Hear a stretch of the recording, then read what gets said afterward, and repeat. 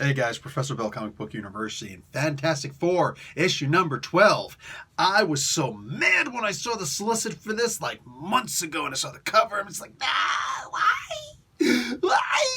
Why would he do it? Why would Dan? I don't want to see Dan Slott doing the Immortal Hulk. I don't want to see Dan Slott doing the freaking Immortal Hulk because it's not, no, why? Just why? We've already got a great book written by Al Ewing. Why do we need Dan freaking Slott to be writing this?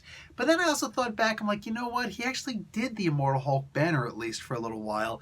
Way back in the day. Like, back in like issue 1, I think it was. Maybe issue 2, whatever. When we first got a glimpse of the Fantastic Four actually being back. And he handled them pretty good there. For all that little tiny portion that he handled them, he actually handled them pretty well. I was impressed.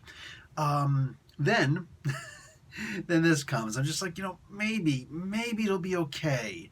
But there was a lot of trepidation when I was grabbing this, when I picked this up off the shelf. I'm like, oh God, why? And I read it, and it very quickly became apparent that it was going to be handled very, very well. So kudos there. I'm not going to necessarily do any spoilers for the book. Yeah, I'm probably going to do a little bit of spoiler for the book. So after I'm finished telling you about who's here, who made this book, probably going to be a little bit of spoilers. There are 2 stories in here.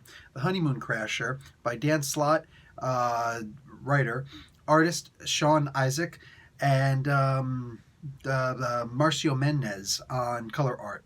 The Speed of Light is the next story by Jeremy Whitley, Will Robson, doing writing and penciling respectively, Daniel Orlandini and Will Robson doing the inks and finishes, and color art by Greg McKenzie.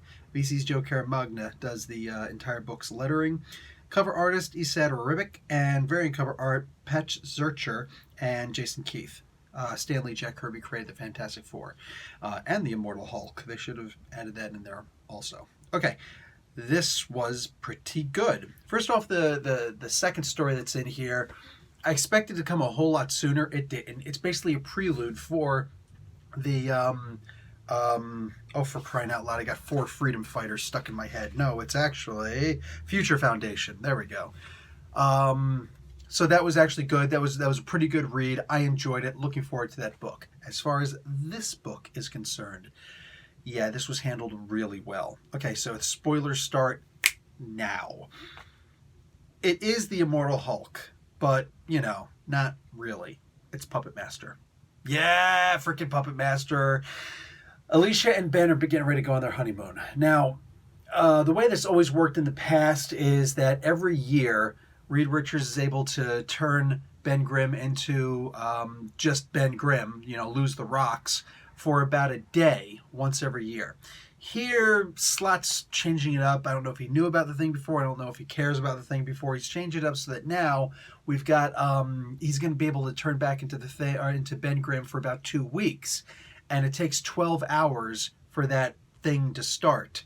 So they're going to this remote island someplace where almost nobody's at, a secret island, I guess just for superheroes. Anyway, he goes there with Alicia, and he's waiting for the thing to take place. About a minute and a half or so before it does kick into effect, so that he turns back into a normal human, that's when the Immortal Hulk shows up, being controlled by the Puppet Master. Yes, that's right, the stepfather of Alicia Masters. Not bad.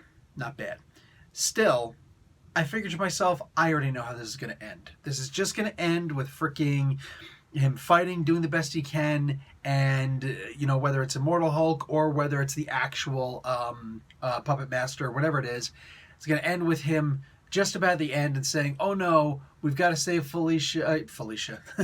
Bye, Felicia. Hello, Alicia. Got to save Alicia before she dies. Well, Alicia does somehow get trapped inside of a freaking rock slide, and she can't breathe very well in there, and that's pretty much how the book ends. So there's going to continue in the next issue.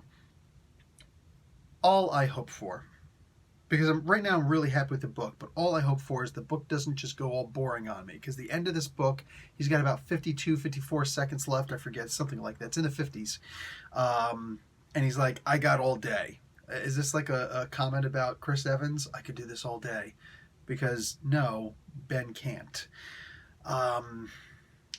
This could be good. This could be really good. If we got like a good 50 seconds or so of Ben just punching hard and Hulk punching back extra hard, because it's, you know, it's not going to be a whole lot of fighting style there. It's just the Puppet Master.